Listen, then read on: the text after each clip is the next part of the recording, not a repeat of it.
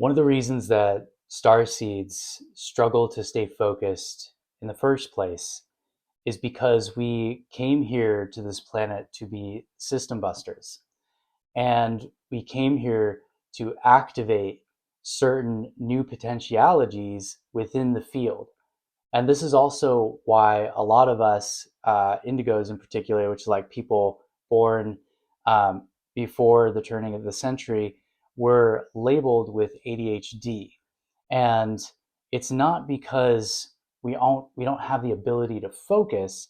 It's because the system isn't set up in a place to support people who are system busters necessarily so, because we don't fit inside of the old paradigm.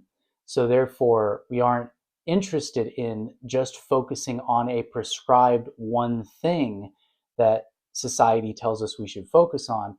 Instead, many of us are multi-passionate and we weave many fields together. And so in this video, I want to talk about how we can work with our focus, because there are ways in order to harness our focus so that we aren't getting distracted and having our energy scattered all over the place. Now, a lot of starseeds are also very empathic and can be picking up on energies from the field, from the collective, from other people, and emotional energies within their environment. And this can also be something that pulls our attention around. Now, there is a gift in this, however, because of the ability for us to have a wider scope of interest and a greater range of sensitivity and awareness. This very same thing that is a real struggle for many of us in our life can become a profound gift in medicine for us as we learn to harness these gifts. Whereas the struggle with focus isn't necessarily just a starseed problem, there is a unique essence to the challenge for people who are going through a spiritual awakening, who have memories of past lives, who like either haven't been here for the first time or feel like they come from another place or feel this profound connection to source. And that unique set of challenges has to do with energetic sensitivity. People of all kinds can deal with distraction, and it is something that affects everyone. And focus is something that is energetic in nature, because wherever you put your focus, that's where your energy goes. Wherever your attention, where you ever heard the saying, wherever you put your attention, there's your energy goes. Wherever you put your attention, there your energy flows, or something like that. And because we live in a world where there are mass distractions, where we put our attention is very key to soft mastery. And the skills that we can use to alter our state of consciousness in a natural way is all through focus. This is the power of meditation. This is something that I learned through meditation, which was to practice a state of neutrality, curiosity, and openness, because I realized that whatever I was constantly focusing on, I was giving energy to. And there is an aspect of that that is part of the process of shadow work. It's not just like, oh, it's something bad or it feels bad, put your attention on something else. And I understand that the imbalance of that is spiritual bypassing. However, if you give too much attention to the shadow and you get into a healing loop, and then you're always trying to fix, then you are also not able to complete the healing and come to wholeness, where you can redirect your attention to what you want to create and manifest. So again, it's a fine balance. When star seeds are stuck in that trap of imbalance, one of the most powerful ways to shift this and regain your focus is to pay attention to what you're focusing on. Practice a kind of meta awareness or metacognition. And this is also a way of becoming the witness, right? Not identifying with the ego mind. And I'm not saying our ego is bad or to judge that. I'm just saying by stepping back a little bit, letting there be a bit of space to simply observe and witness what's going on, you can start to become more self aware of your vibration, of what you're feeling, and what is going on inside of you, what is going on inside of your headspace and your heart space. And through that heart and mind connection, we can start to form a bridge of coherence. And through that coherency, we can start to soften our gaze to be so hard focused on things that are taking our energy in a way that's not productive for us and doesn't lead us towards the kind of things that we want to create.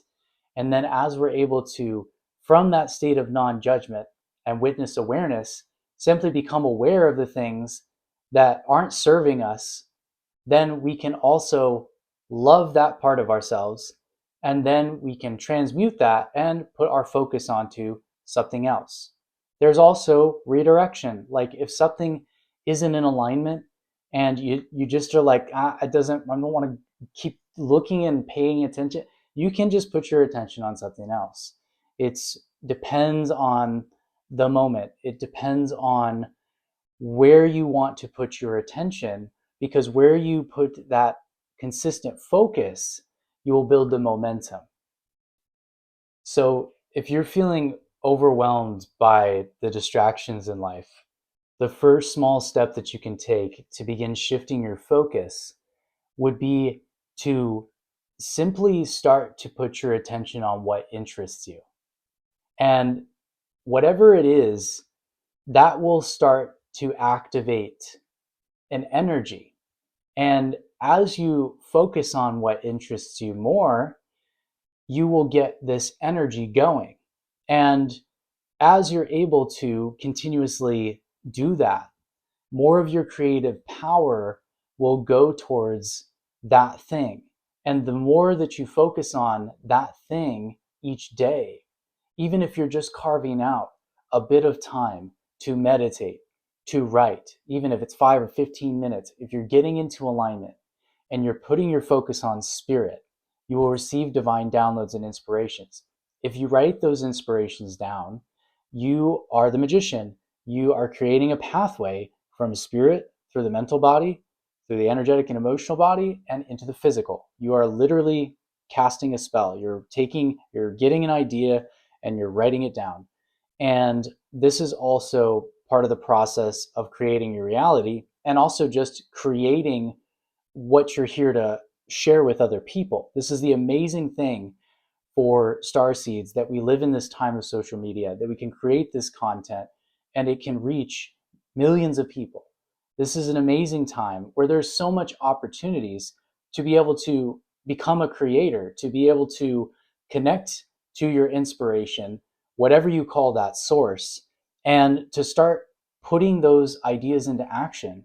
And by carving out a sort of non-negotiable time each day to pursue those passions, you will start to notice that the more that you get into alignment and you make space for that creative act and you honor that, that you will start to notice more and more the things throughout your day that feel like a distraction from that. And then you will be able to pivot your focus, and you'll also be able to start letting go of things that don't serve you. So once you start to see that shift, and you want to keep that consistent focus, but life's distractions start creeping in, what can you do? Well, again, when those distractions come in, you are able to greet them in awareness. And you say, okay, well, no, thank you. And if it does trigger something within you, then in another way, you can use that as alchemical fuel and redirect it once again towards what you're creating. And this is how you start to shift in a soft way, where you're able to respond to the energy rather than react to it, which we hear a lot about. And instead of it being such a hard line between the contrast, you're able to flow with that and let go of the resistance. And also noticed, for me, example today, there was some negative news going around. And there was a nugget in there that I needed. There was something I felt I needed to be aware of that was going on. I had my own personal process around it. I don't particularly want to go into the specifics of it because it's not something that I want to give energy to. But then I noticed that once I gave that attention, it started popping up on different platforms, on different feeds. And this again is related to the reticular activating system. Because once you start to give something your attention, this also relates to the law of attraction. Once you start to give yourself that attention on something, you will start to notice more of it showing up in your life. Now, there was a nugget in there for me, but then I noticed that when it started popping up, it really didn't feel good to me. It didn't feel good to me to focus on. I didn't really like the group think around it. I just didn't really feel like putting my attention on that was going to be productive to me. I didn't feel like it was going to change my life. I didn't feel like it was going to put me in a better mood.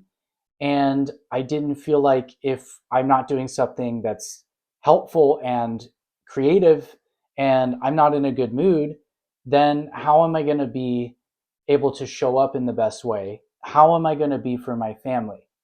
Right? And then how is that going to be reflected in the world at large?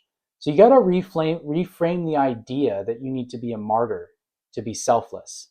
Because what actually I needed to do was I needed to get some work done.